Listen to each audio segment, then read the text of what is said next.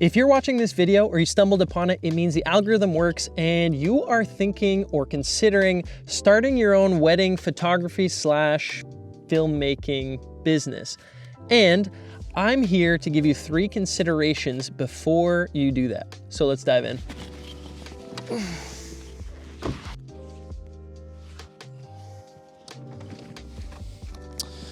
But first, you probably want my credentials. My name is Matt, and my wife Carly and I launched Carly and Matt Photo Co.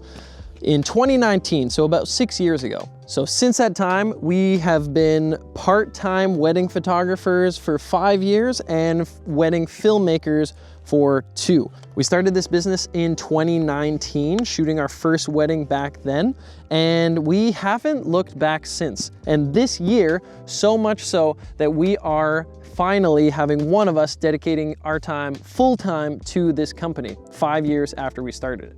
The reason I'm making this video is over the past 5 years of running this business, we've made some mistakes along the way, and this video is an effort to reduce or even prevent you from making those same mistakes. So, without further ado, here are 3 considerations to make before you start your wedding, filmmaking, and photography business. Let's get right into it. Consideration number 1, being a wedding vendor is difficult. There's a number of factors that I think affect being a wedding vendor and what makes it difficult. And one of the first things that I think Carly and I will attest to having experienced is the fact that in the wedding business, specifically in the media of the wedding side of things, so content creation and photography, videography, comparison ends up being one of the main killers of you in this industry.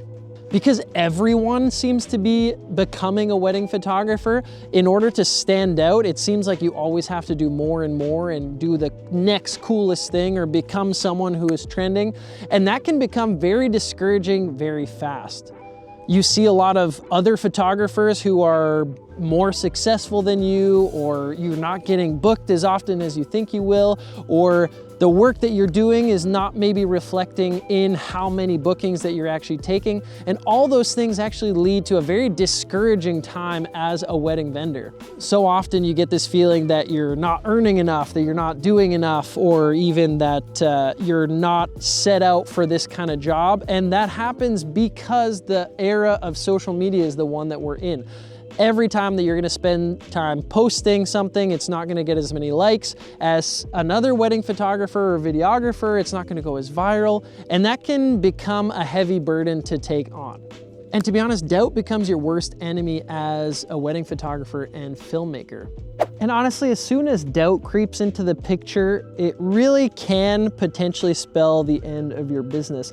As soon as you don't feel confident in the work you're producing, it becomes apparent in the work that you're actually doing and giving to clients. If I don't believe that what I'm doing is great and valuable, you're not gonna get booked as a wedding photographer and or filmmaker. Consideration number 2 is that becoming a good wedding photographer or filmmaker is going to take time. And nobody seems to understand that. You're going to have to put in the hours, you're going to have to build a portfolio, and all of these things are going to have to happen before you successfully launch your business and before you're going to see yourself successfully make enough bookings that you're making a good amount of money in a year. See, nobody wants to talk about this, but the fact of the matter is you might have to second shoot and build your portfolio in a way that isn't ideal before you branch out on your own. You might even have to shoot some weddings below what you think you should be earning or less than what other wedding photographers are charging, because honestly, you don't have the portfolio, you cannot charge the prices that other people are charging. Consideration number 3 is that being a wedding photographer and or filmmaker is risky. And the reason I say it's risky, first and foremost, is because You only get one shot, one opportunity, one shot to make these weddings count, and you don't get a do-over. We're not talking about a film where you can do as many takes as you want. If you lose your footage or your photos, you're hooped.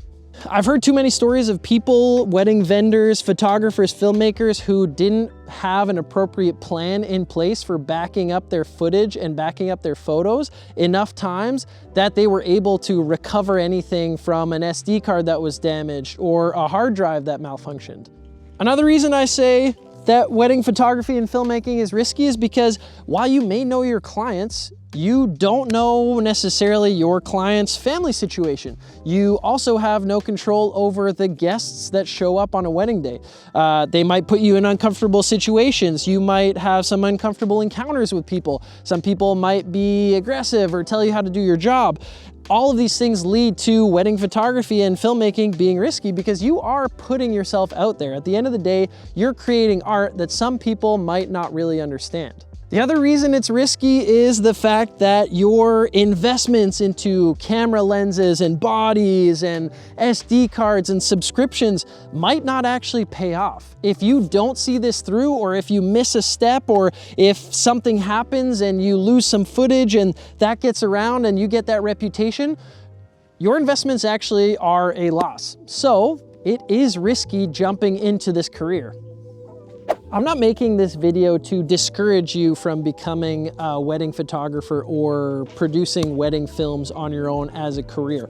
Far from it. What I am saying is, for you, this might be a job, but for the people that you are booking as clients or prospectively booking as clients, the people that are coming to you wanting you to capture their wedding, they only get one take. So we want to make sure that we're giving them more than their money's worth. And those three things that you need to consider are because you want to make sure that you're giving these clients the best possible experience that you can give them, because they only get one wedding. While you get 10, 15, 20 per year, they ideally only get one shot at this.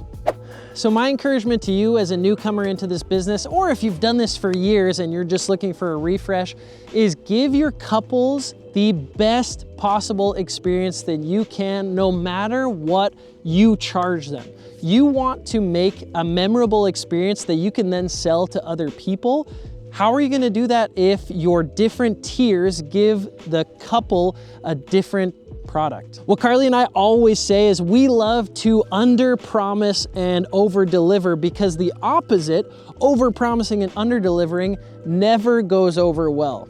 So if anything, under-promise and over-deliver is going to be a formula that gets you success when it comes to the wedding photography and filmmaking industry.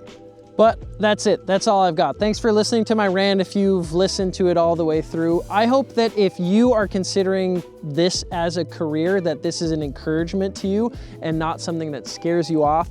I'd love to hear what your thoughts are. If you disagree or something, drop a comment. If you're interested in getting started and don't know where to stop, leave a comment. I'd love to help however I can. If you want more of these rants, subscribe, hit the subscribe button. I appreciate each and every single one of you, and I'll catch you in the next one. Peace.